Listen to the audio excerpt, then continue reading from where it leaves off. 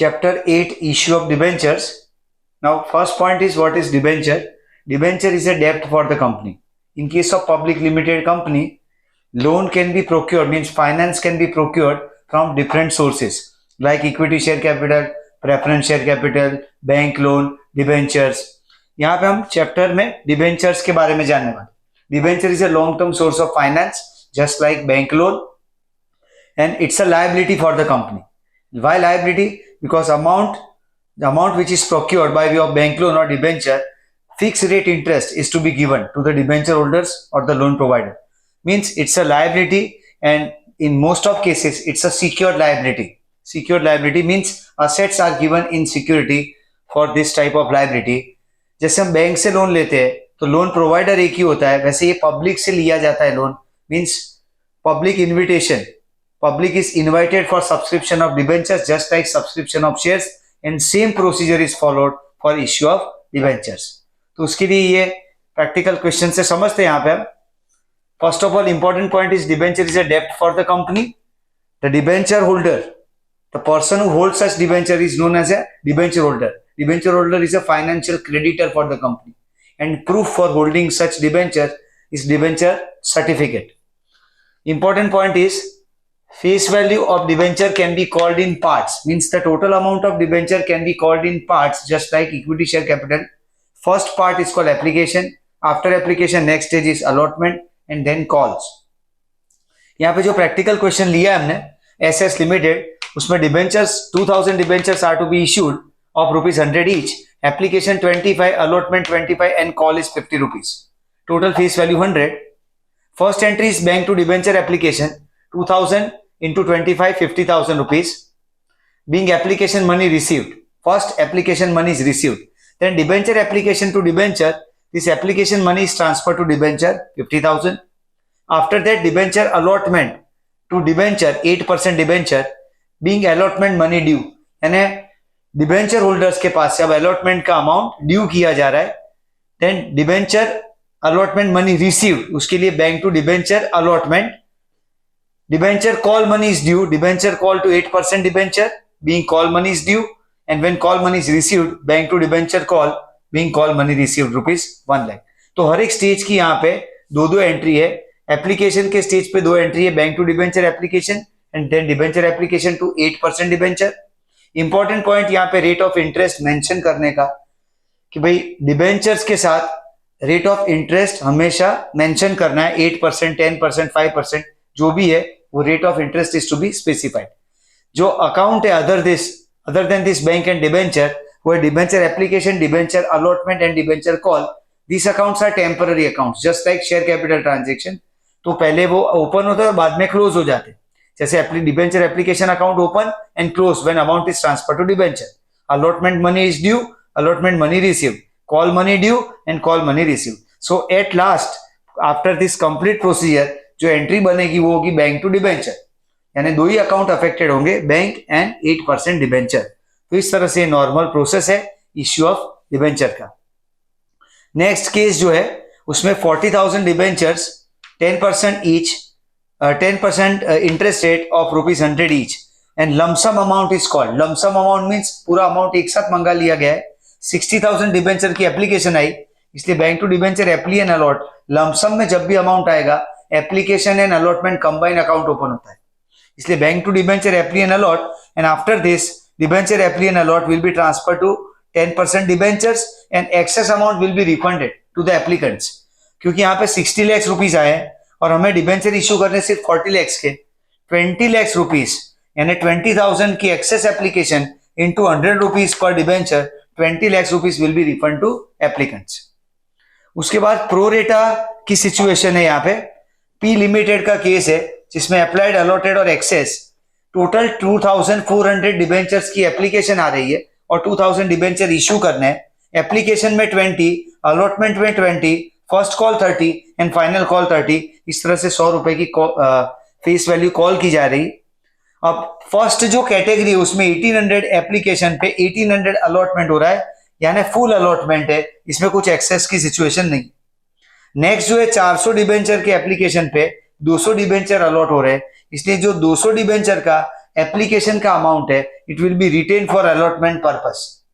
और 200 डिबेंचर पे एक भी डिबेंचर का अलॉटमेंट नहीं है एप्लीकेशन पे, यानी आउटराइट रिजेक्शन, तो 200 शेयर्स का 200 डिबेंचर्स का अमाउंट यहाँ पे हम रिफंड करेंगे bank through. Necessary journal entry में पहली entry bank to debenture application 2400 into 20 rupees per debenture, तो 48,000। देन डिबेंचर एप्लीकेशन 48,000, उसमें से 2,000 डिबेंचर का 20 rupees will be transfer to 9% debenture 40,000। 200 का जो अमाउंट है जिसका अलॉटमेंट के लिए रखा जाएगा, तो 200 इंटू 20 रुपीज, तो debenture allotment 4,000 and 200 into 20 rupees 4,000 rupees will be refunded through bank, means to bank account 4,000। After that, allotment amount is due. Debenture allotment to 9% debenture, 2,000 debenture and 20 rupees, 40,000 rupees is due. Receive करते वक्त 40,000 में से 4,000 is already received. So amount 36,000 will be received on account of debenture allotment. So entry will be bank to debenture allotment. Then debenture first call is due. 2,000 debenture and 30 rupees first call is due, 60,000. And then first call is received, bank to debenture first call 60,000. After that, final call is due, 2,000 shares and 30 rupees, 60,000. Then bank to debenture final call 60,000 amount is received. तो ये पार की situation थी, ये जो cases हमने पढ़े पार की situation थी। अब यहां से आगे प्रीमियम का केस आ रहा है। BNT limited 6,000 debentures, 10% rate of interest, application और अलॉटमेंट दोनों स्टेज पे प्रीमियम है।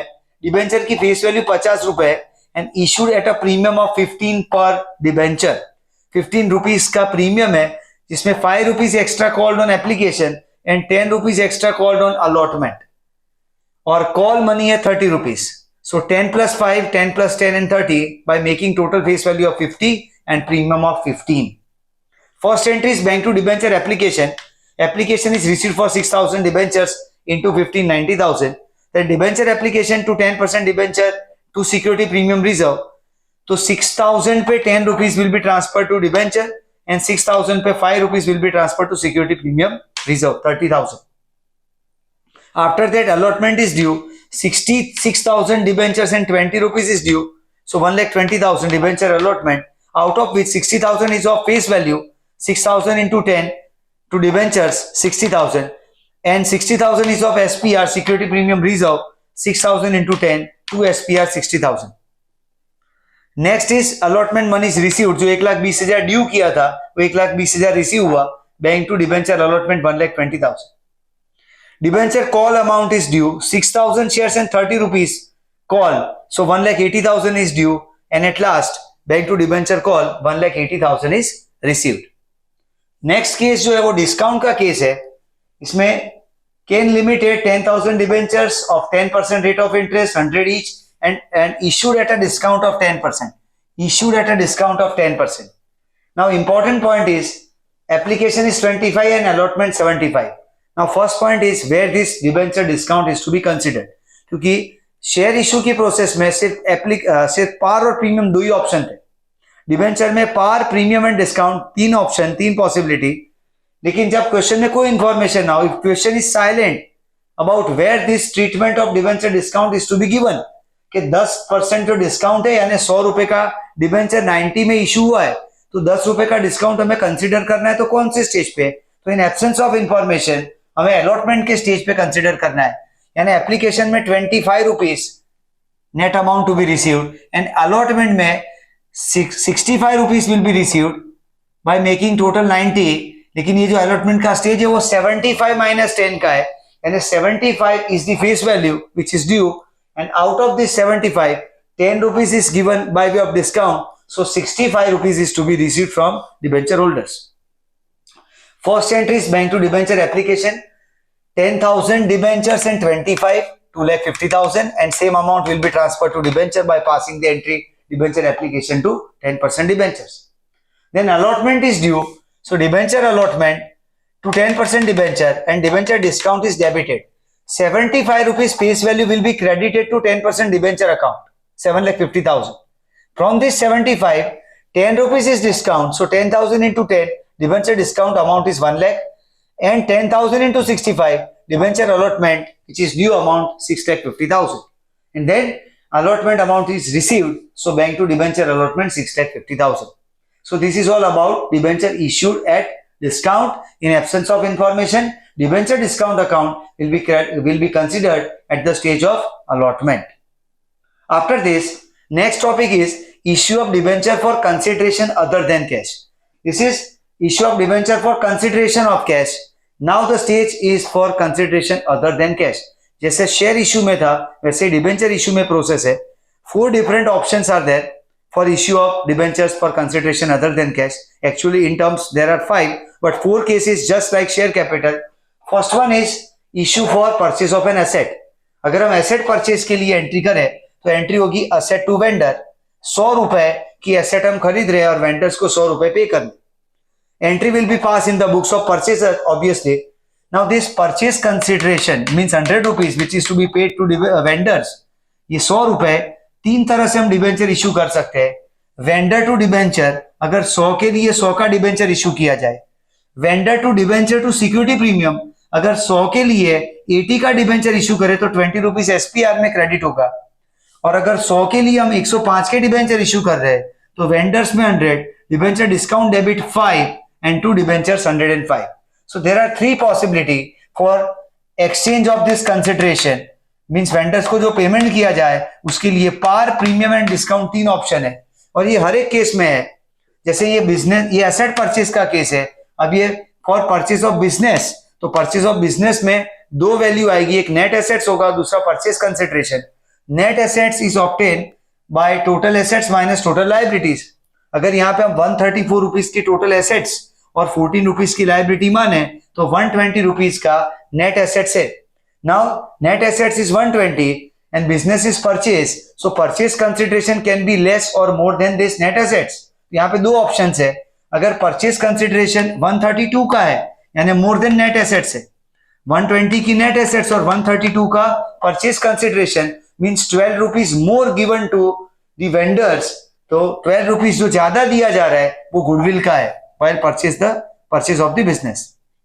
तो एंट्री होगी असेट टू लायबिलिटी. असेट में 134 डेबिट होगा, लायबिलिटी में 14 क्रेडिट होगा and to vendors purchase consideration की अमाउंट 132 और ये एंट्री में 12 रुपए जो डिफरेंस आएगा डेबिट में, that excess amount paid by the purchaser of business to the vendors and that 12 rupees is treated as goodwill.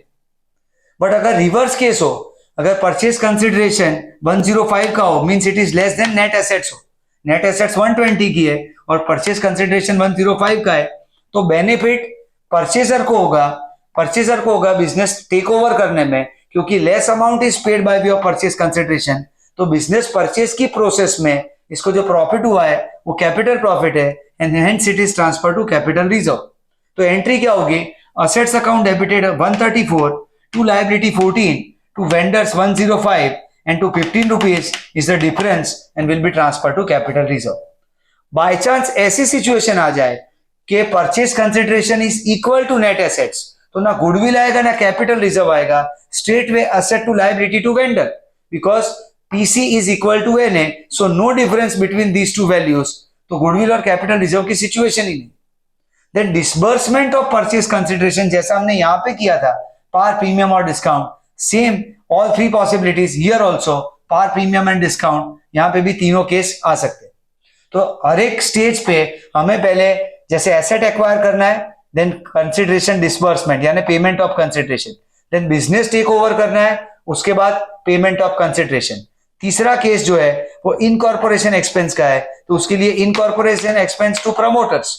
Then promoters को जो कंसिडरेशन पे करना है उसके लिए प्रमोटर्स टू डिबेंचर, पार पे चुकाया हो तो, एंड प्रीमियम पे आया तो promoters to debenture to SPR, और फिर अगर डिस्काउंट पे दिया हो तो promoters debenture discount to debenture.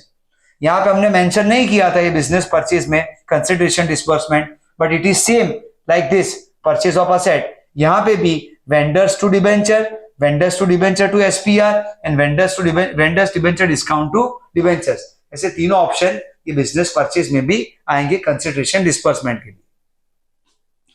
Third option incorporation expense के बाद फोर्थ वन है अंडरराइटिंग कमीशन, जिसके लिए पहले अंडरराइटर्स को जो हम कमीशन डिसाइड करते हैं, जो हम पे करते हैं, underwriting commission to underwriters, and then for payment of consideration ये ड्यू हुआ और अब पे करने के लिए again 3 option, par, premium and discount. If it is paid, underwriting commission के लिए अगर हमने डिबेंचर्स जो पार वैल्यू पे दी है तो अंडरराइटर्स टू डिबेंचर्स, अगर प्रीमियम पे दिए तो underwriters to debentures to SPR, और अगर डिस्काउंट पे दिए तो underwriters debenture discount to debentures. इस तरह से एंट्री पास होगी ये ऑल 4 केसेस में। तो इसके प्रैक्टिकल एग्जांपल में सबसे पहले Max limited 5008% debentures are issued of 100 each at a premium of 10% for 5% commission. 5% commission underwriting commission की बात है। यहाँ पे शेयर इश्यू को डिबेंचर इश्यू को प्रोटेक्ट करने के लिए ये अंडरराइटिंग कराया जाता है। और underwriting is an agreement actually between the company and underwriters in which underwriters gives guarantee to the company that in case of failure from public for subscription of debentures, they will take up the deficit shares. That guarantee is given by underwriters, and in exchange of their guarantees, they are entitled to receive some sort of consideration, and that consideration is given in terms of commission. यानी underwriters की guarantee के लिए company की side से उनको commission दिया जाता है, और वो कमीशन डिबेंचर्स के फॉर्म में भी दिया जा सकता है, जैसे वो कमीशन शेयर्स के लिए शेयर्स के फॉर्म में दिया जाता था, वैसे यहाँ पे डिबेंचर्स के फॉर्म में। तो पहले इश्यू प्रोसीजर की entry, bank to debenture application and allot 5000 debentures और एट अ प्रीमियम ऑफ 10%, तो 110 रुपीज, 5000 डिबेंचर्स, 100 का डिबेंचर 110 में इश्यू हो रहा है, इसलिए 110, तो 5,50,000। From this 5,50,000 debenture application allot 5,000 into 100, 5 lakh rupees will be transferred to 8% debenture account, and this remaining 50,000 will be transferred to security premium reserve. अब उसके लिए हमें कमीशन, तो अंडरराइटिंग कमीशन टू अंडरराइटर्स एक एंट्री होगी। 5,50,000 जो अमाउंट है जिसके लिए ये सिक्योरिटी दी गई थी, तो उसका 5% 27,500 is to be paid by way of underwriting commission, तो underwriting commission to underwriters 27,500। After that इसका डिस्पर्समेंट करने के लिए underwriters to 8% debenture to security premium. अब यहां पे 10% प्रीमियम पे डिबेंचर इश्यू हो रहा है, 27,500 is required amount is to be paid. तो फर्स्ट ऑफ ऑल ये 27,500 27,500 जो अंडरराइटर्स को पे करना है, divide by exchange value of consideration. पहले 27,500 आया कैसे, 5,50,000 पे 5% कमीशन देना था, तो 27,500 आया। ये देने के लिए हम 100 रुपए का डिबेंचर 10 के प्रीमियम पे यानी 110 की वैल्यू पे दे रहे हैं, तो 27,500 divide by exchange value of consideration will give you number of consideration, यानी इससे हमें पता चलेगा कितने नंबर ऑफ डिबेंचर इश्यू किए जा रहे हैं। तो यहाँ पे 250 आ रहा है, तो 250 इंटू 100 25,000 के debenture and 250 into 10 2,500 of security premium reserve. Next case है हाईटेक लिमिटेड टेक ओवर कर रहा है बिजनेस ऑफ लोटेक लिमिटेड, जिसकी एसेट्स की वैल्यू है 6,60,000, लायबिलिटी 80,000, सो नेट एसेट्स है 5,80,000। Purchase consideration is given as 6 lakh rupees, means more amount is given. जब ज्यादा परचेज कंसिडरेशन दिया जाए तब गुडविल का पॉइंट आता है। तो यहाँ पे कंसिडरेशन है 6 lakh against net assets of 5,80,000, लेकिन डिसबर्समेंट्स के दो मोड है। 6 लाख का 10% यानी 60,000 is paid by cash and remaining consideration 5,40,000 is paid bye issue of debentures. तो नेसेसरी एंट्रीज में सबसे पहले असेट टू लायबिलिटी, असेट से 6,60,000 और लायबिलिटी है 80,000 टू लोटेक। लोटेक को जो दिया जा रहा है वो 6 लाख, इसलिए डेबिट में जो डिफरेंस आया वो 20,000 का, and that difference is termed as treated as goodwill account. So goodwill account debited by 20,000। So entry होगी goodwill assets to liability to Lotech, क्योंकि बुक्स ऑफ अकाउंट से हाईटेक लिमिटेड का परचेसर की बुक में entry हो रही है। Now low-tech को 6 लाख पे करना है, उसमें से पहले 60,000 का पेमेंट होगा, तो Lotech to bank 60,000 and for this remaining 5,40,000। अगर उसमें 3 केस दिए गए हमें, पहला केस है पार वैल्यू पे डिबेंचर इश्यू किए जाए, तो लोटेक टू 12% डिबेंचर 5,40,000। अगर 20% प्रीमियम पे किए जा रहे डिबेंचर इश्यू, तो Lotech to 12% debenture to security premium. अब समझना है यहाँ पे 100 रुपए के डिबेंचर 20 रुपए का प्रीमियम, यानी 120 रुपए की कंसिडरेशन की वैल्यू हुई। Amount to be paid is 5,40,000। 5,40,000 divide by 120 करे तो हमें नंबर ऑफ कंसिडरेशन मिलेगा, यानी 4,500 डिबेंचर इश्यू होंगे। तो 4,500 इंटू 100 4,50,000 के डिबेंचर एंड 4,500 इंटू 20 90,000 का सिक्योरिटी प्रीमियम रिजर्व। अगर यही डिबेंचर 5,40,000 के लिए डिबेंचर अगर डिस्काउंट पे इश्यू हो जाए, तीसरा केस पार प्रीमियम और third case is of discount, तो डिबेंचर इश्यूड है 10% डिस्काउंट, तो यहाँ पे लोटेक को जो पे करना है वेंडर्स में कभी अमाउंट चेंज नहीं होती, चाहे पार प्रीमियम के डिस्काउंट कोई भी केस ले लो, वेंडर्स में वही अमाउंट आएगी जो परचेज कंसिडरेशन डिसाइड हुआ है, यानी लोटेक में तो 5,40,000 ही आएगा यहाँ पे, बट 100 का डिबेंचर और 10 के डिस्काउंट पे दिया जा रहा है, इसलिए जो एक्सचेंज वैल्यू है कंसिडरेशन की वो 90 रुपीज है, क्योंकि 100 क्रेडिट माइनस 10 डेबिट यानी 90 rupees is the paid up value of consideration. तो एक्सचेंज वैल्यू जो है 90 रुपीज, 5,40,000 को 90 से डिवाइड करें तो अब हमें नंबर ऑफ कंसिडरेशन यानी नंबर ऑफ डिबेंचर्स मिलेंगे जो कि 6,000 है, तो 6,000 इंटू 100 6 लाख के डिबेंचर, 6,000 इंटू 10 यानी 60,000 will be debited by way of debenture discount, और लोटेक में डेबिट होगा 540, तो एंट्री बनेगी Lotech limited 540 debenture discount 60 to 12% debenture 6 lakh rupees. इसके बाद नेक्स्ट केस में Rohan limited purchase business of Sony limited, जिसमें एसेट्स की वैल्यू है 5 लाख और लायबिलिटी की वैल्यू है 2 लाख, इसलिए नेट एसेट से 3 लाख रुपए, but purchase consideration is given as 2,80,000। यहां पे सिचुएशन ये थी कि जो बिजनेस की वैल्यू थी वो 580 और कंसिडरेशन था 6 लाख का, यानी 20 rupees more, 20,000 rupees more given to the seller to the vendor, इसलिए वहां पे गुडविल था 20,000 का। यहां सिचुएशन ऐसी है कि 3 लाख की नेट एसेट्स है और 280 का परचेज कंसिडरेशन है, इसलिए यहां पे जो 20,000 का डिफरेंस है वो कैपिटल रिजर्व है, 20,000 is treated as capital reserve, जो उसके लिए यहां पे एंट्री पास करेंगे पहले, तो जर्नल ऑफ रोहन लिमिटेड यानी परचेजर की बुक में एंट्री है asset account debited 5 lakh to liability 2 lakh and to Sony limited को जो पे करना है वो 2,80,000, इसलिए जो डिफरेंस है वो to capital reserve 20,000। Now for payment of consideration of 2,80,000 entry will be Sony limited to 9% debentures. यहां पे हमें सिर्फ पार का ही केस दिया गया है, इसलिए सोनी लिमिटेड टू 9% डिबेंचर्स 2,80,000। दो एक्स्ट्रा केस हमने यहाँ पे लिए है प्रीमियम और डिस्काउंट के, और वो भी ये समझने के लिए कि जब number of shares perfect denomination में ना आए, नंबर ऑफ शेयर्स यानी पॉइंट में आ रहे हो कंसिडरेशन की वैल्यू, तो किस तरह से डिफरेंस को पे करना है, क्योंकि आप पार्ट अमाउंट के लिए मान लीजिए 100 रुपए का डिबेंचर है तो 20, 30, 40 रुपीज के लिए हम डिबेंचर नहीं दे सकते, तो उसके लिए वो डिफरेंस को कैसे डील करना है, उसके लिए दो एक्स्ट्रा केसेस है। समझते हैं कि सोनी लिमिटेड को अगर 2,80,000 चुकाने के लिए 100 का डिबेंचर 20 के प्रीमियम पे दिया जाए तो 100 rupees face value and 20 SPR, total 120 हुआ, 280 बाय 120 यानी exchange value of consideration 2,80,000 by 120 करे तो 2,333 पॉइंट में यहाँ पे नंबर ऑफ डिबेंचर्स आ रहे हैं, तो पॉइंट के जो आगे का नंबर है वो हम छोड़ देंगे, 2,333 उतने नंबर ऑफ डिबेंचर्स इश्यू किए जाएंगे इनटू 100, सो 2,33,300 फेस वैल्यू होगी 2,333 इंटू 20 46,660, वो bye way of SPR credit होगा। तो ये एंट्री में 40 रुपीज का डिफरेंस बचेगा, क्योंकि जो पॉइंट के आगे के डिजिट्स थे वो हमने छोड़ दिए थे, इसलिए ऑब्वियसली यहाँ पे कुछ डिफरेंस पे करना पड़ेगा, और वो डिफरेंस हमेशा चेक से यानी बैंक थ्रू पे किया जाएगा, इसलिए यहाँ पे टू बैंक 40 रुपीज आएगा। इसलिए हमेशा याद रखना है इश्यू ऑफ शेयर्स हो या डिबेंचर हो for consideration other than cash में, इस तरह का केस जब भी आए जिसमें पॉइंट में आते हो नंबर ऑफ कंसिडरेशन यानी नंबर ऑफ शेयर्स या डिबेंचर्स, तो पॉइंट के आगे के नंबर्स छोड़ देना हमें, और बाकी के नंबर्स पे हम बाकी के नंबर्स के यहाँ पे शेयर्स या डिबेंचर इश्यू करेंगे, और जो डिफरेंस पे करना पड़ेगा हमेशा वो जो पॉइंट हमने छोड़ दिए उसकी वजह से जो डिफरेंस हमें आएगा वो डिफरेंस ऑलवेज चेक थ्रू पे करना है, इसलिए उसके लिए आएगा टू बैंक।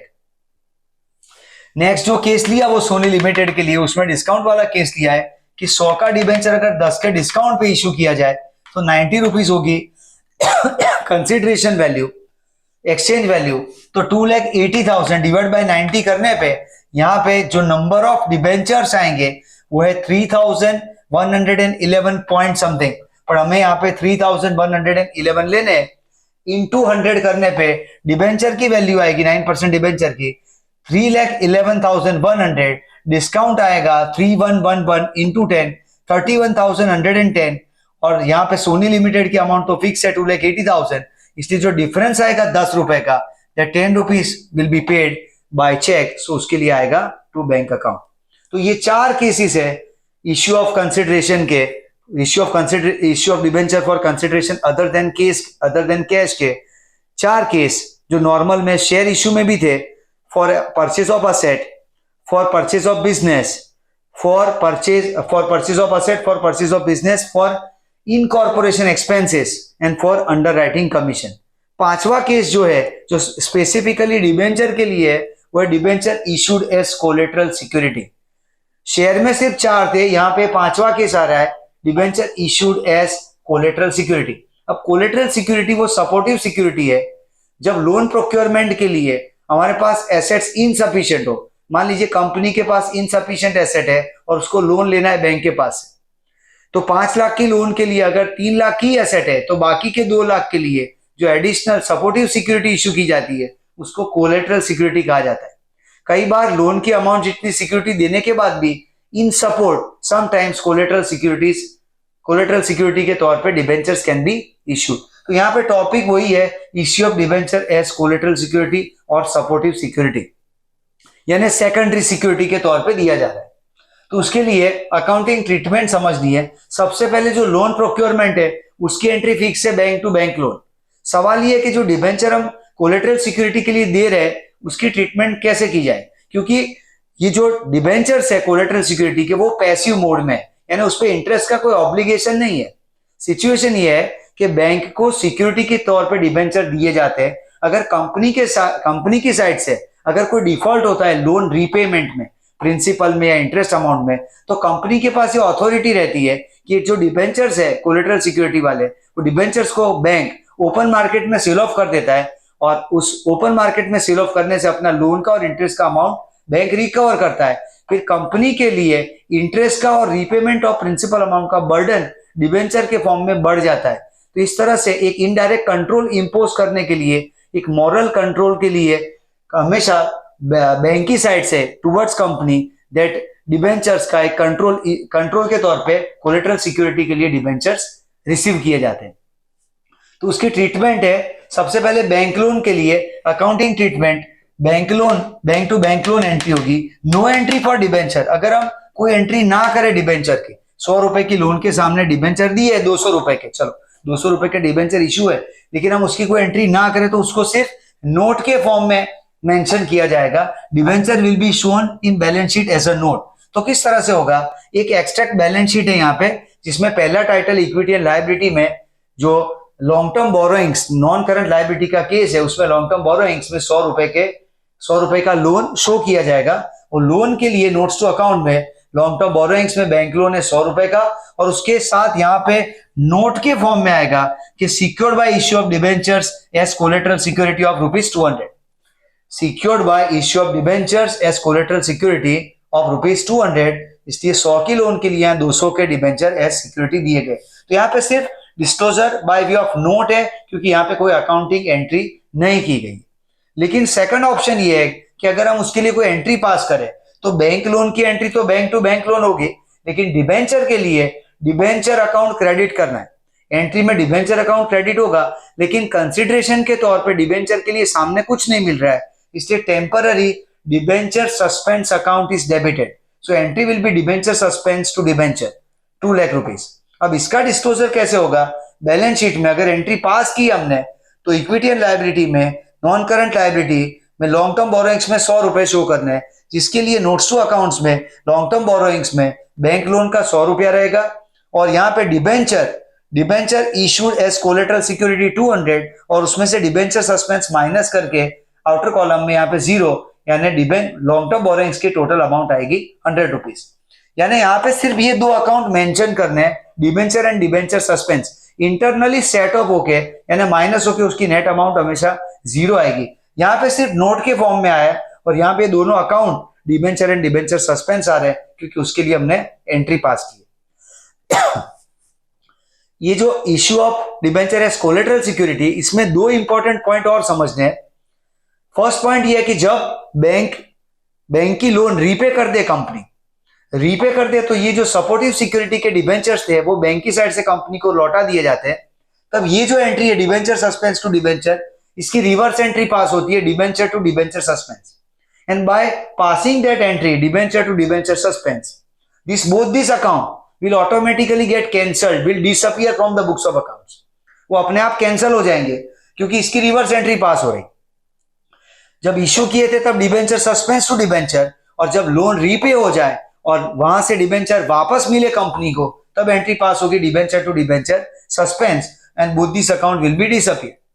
दूसरा पॉइंट ये है कि जब ये कोलेटरल सिक्योरिटी के डिबेंचर इश्यू किए जाए और ऑलरेडी कंपनी के कोई स्टैंडिंग डिबेंचर्स हो जो कंपनी ने आईपीओ या एफपीओ थ्रू पब्लिकली इश्यू की है, यानी एग्जिस्टिंग डिबेंचर्स ऑलरेडी है, तो ये जो कोलेटरल सिक्योरिटी वाले डिबेंचर्स है उसको वो एग्जिस्टिंग डिबेंचर से सेपरेटली शो करना होगा। ये दो इंपॉर्टेंट टेक्निकल पॉइंट है। एक, रीपेमेंट ऑफ लोन के बाद जब डिबेंचर वापस आएंगे तब एंट्री रिवर्स कर दी जाएगी डिबेंचर टू डिबेंचर सस्पेंस, इससे दोनों अकाउंट क्लोज हो जाएंगे। और दूसरा पॉइंट, अगर ऑलरेडी एग्जिस्टिंग डिबेंचर्स है कंपनी की बैलेंस शीट में और कोलेटरल सिक्योरिटी में भी एडिशनल डिबेंचर इश्यू किए जा रहे हैं, तो ये दोनों डिबेंचर को सेपरेटली शो करना होगा। अब इसके लिए एक प्रैक्टिकल क्वेश्चन हमारे पास है। यहाँ पे सी लिमिटेड में लोन है 5 लाख रुपए का और डिबेंचर है 6 लाख रुपए का, इशूड एज कोलेटरल सिक्योरिटी। इसके दोनों ऑप्शन है। Accounting treatment, no entry for debenture, तो उसके लिए पहली entry bank to bank loan for procurement of loan. ये बैलेंस शीट एक्सट्रैक्ट हमने प्रिपेयर की है यहाँ पे, लेकिन फॉर अंडरस्टैंडिंग पर्पस यहाँ पे हमने पूरा बैलेंस शीट तैयार किया है, यानी लायबिलिटी एसेट साइड दोनों, just to show this treatment of bank balance, bank loan and debenture. Practically ऐसा पॉसिबल ही नहीं है कि विदाउट शेयर होल्डर्स फंड कोई कंपनी की बैलेंस शीट बन सके, क्योंकि विदाउट शेयर कैपिटल कंपनी का फॉर्मेशन ही नहीं होगा और उसके बाद ही बोरोइंग पावर एक्सरसाइज होने पे डिबेंचर्स आ सकते हैं। जस्ट फॉर अंडरस्टैंडिंग पर्पस हमने यहाँ शेयर कैपिटल को अवॉइड करके सिर्फ बैंक लोन और डिबेंचर के कंपोनेंट को समझा है। तो उसके लिए एंट्री है बैंक टू बैंक लोन। अब ये एंट्री की वजह से बैंक बैलेंस इंक्रीज होगा और लायबिलिटी बढ़ेगी। तो यहाँ पे बैलेंस शीट के फॉर्मेट में share holders fund NCL CL और एसेट्स में एनसी और सी है। नोट्स टू अकाउंट्स में लॉन्ग टर्म बोरोइंग्स के लिए बैंक लोन में 5 लाख रुपए की लोन है and 9% debenture of 6 lakh issued as collateral security, just as a note उसको प्रेजेंट करेंगे। सेकंड नोट है कैश एंड कैश इक्विवेलेंट की, जिसमें बैंक बैलेंस बढ़ा है हमारा 5 लाख। तो होगा ये कि लॉन्ग टर्म बोरोइंग्स में शो करेंगे 5 लाख ये बैंक लोन का, और कैश एंड कैश इक्विवेलेंट में 5 लाख का ये बैंक बैलेंस आएगा, जिससे बैलेंस शीट का टोटल हमें मिलेगा 5 लाख।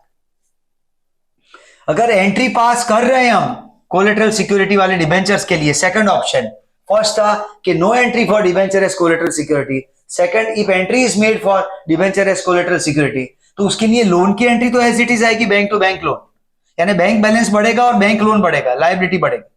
बट एडिशनली एंट्री होगी डिबेंचर वाली एंट्री, डिबेंचर सस्पेंस टू डिबेंचर।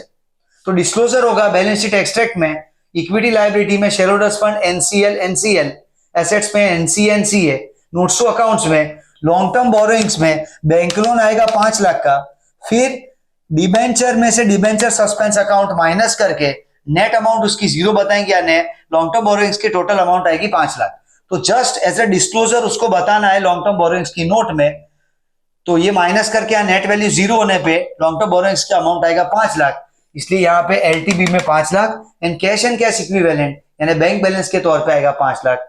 और इस तरह से बैलेंस शीट का जो टोटल आएगा 5 लाख, दोनों कंडीशन में बैलेंस शीट का टोटल तो 5 लाख ही आएगा, क्योंकि लायबिलिटी 5 लाख की, बैंक बैलेंस 5 लाख का। सिर्फ डिस्क्लोजर पर्पज से ट्रीटमेंट चेंज होगी। अगर कोई एंट्री पास नहीं कर रहा है डिबेंचर्स के लिए तो सिर्फ एज ए नोट के फॉर्म में आएगा, और अगर एंट्री पास कर रहे हैं डिबेंचर सस्पेंस टू डिबेंचर तो ये लॉन्ग टर्म बोरोइंग्स की जो नोट्स टू अकाउंट है वहां पे इंटरनल सेट ऑफ करेंगे डिबेंचर माइनस डिबेंचर सस्पेंस, और नेट वैल्यू उसकी 0 हो जाएगी और final value long term borrowings की आएगी 5 लाख। तो इस तरह से दोनों तरह से प्रेजेंट करना है debenture issued as collateral security. Thank you.